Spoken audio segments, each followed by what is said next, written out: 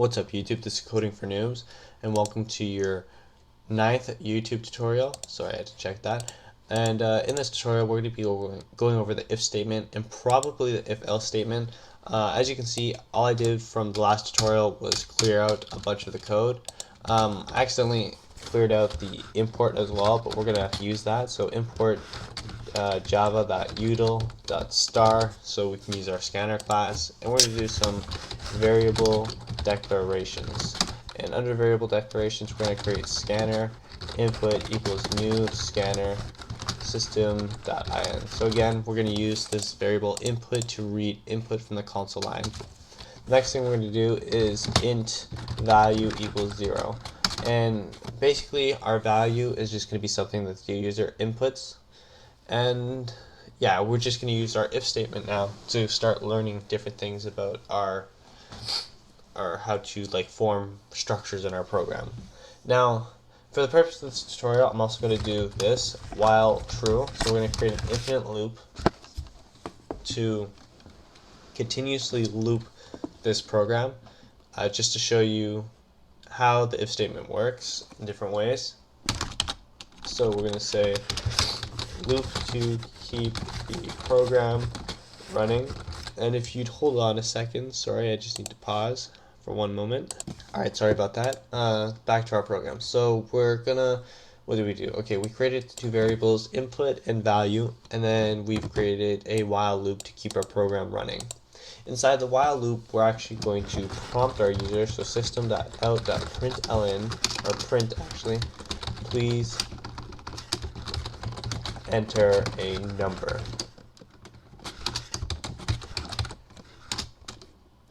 And from here, or we'll just, prompt user for input number. Now what we're going to do is value is equal to input.nextInt. And basically, so all we've done before is nothing new. We've created a infinite while loop because it's going to continuously execute this code. And we've prompted a user for a value, and we've stored the value as an integer in the value, or in the integer variable value, sorry. So the next thing we're going to do is start working with this if statement code that I was talking about earlier.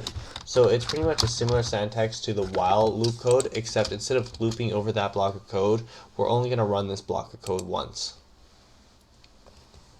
So to play with our little if statement tutorial, I'm going to show you, we're going to set up a basic if statement that says if value is less than 50, system.out.println your number was less than 50. So basically what this is saying is whatever number the user inputs, if it's less than 50, then we're going to output this. Otherwise, we're just going to restart our loop. So when we run our code, okay, please enter a number, 23, or 32, sorry. Your number is less than 50, okay?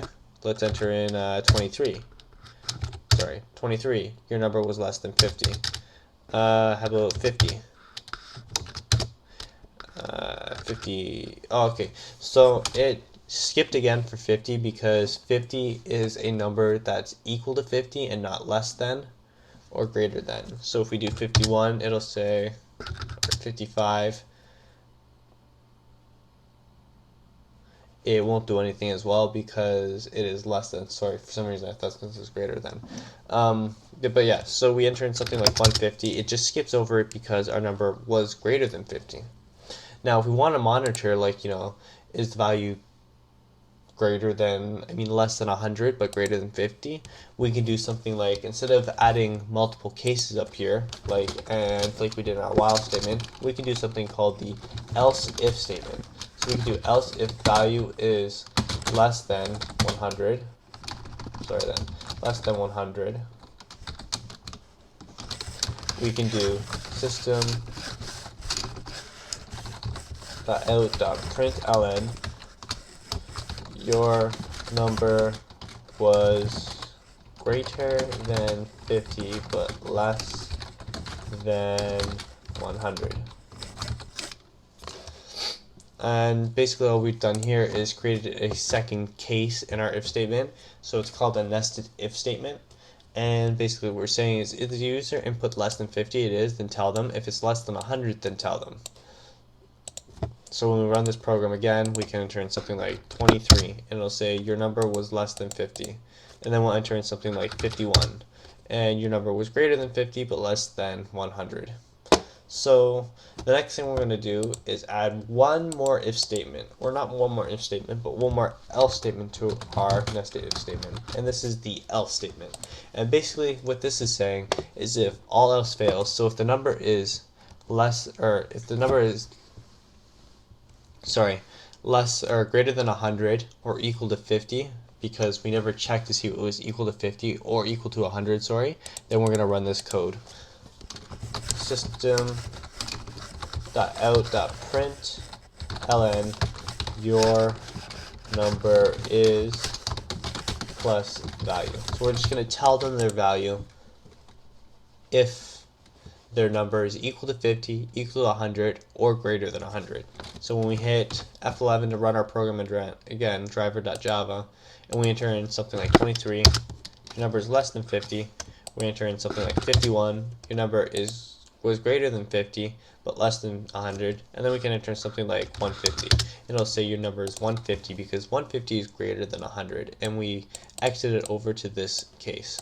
And then if we do something like 50, we've skipped this case because the value is not less than 50, it's actually greater, or it's actually equal to 50. So it's what this statement basically says is value from a negative number,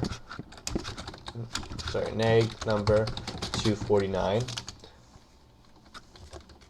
or negative number to 49, and then what this says is value a number from 51 to 100, and then this says is number 50, 100, or greater than 100, and if it is, then we output it. And that's basically how this works. If you guys have any questions about this, feel free to comment. Something that might come up is like how many if statements or nested if statements can you have? You can actually have as many as you want. So you can do else if value equals say 101 even, and else if value is equal to 102, or we haven't done or yet, so we'll just do and value equal to 103, which would be impossible. This would never occur because the value can only be set to one thing at a time. In our next tutorial, I think I'll introduce you to more operators like I just accidentally showed you, which was or, and you'll learn how to select a choice based off of the different operators. So we have stuff like and, or. Anyways, that's it for this tutorial. If you guys have any questions, feel free to comment like always. You can post your source code and I'll help you.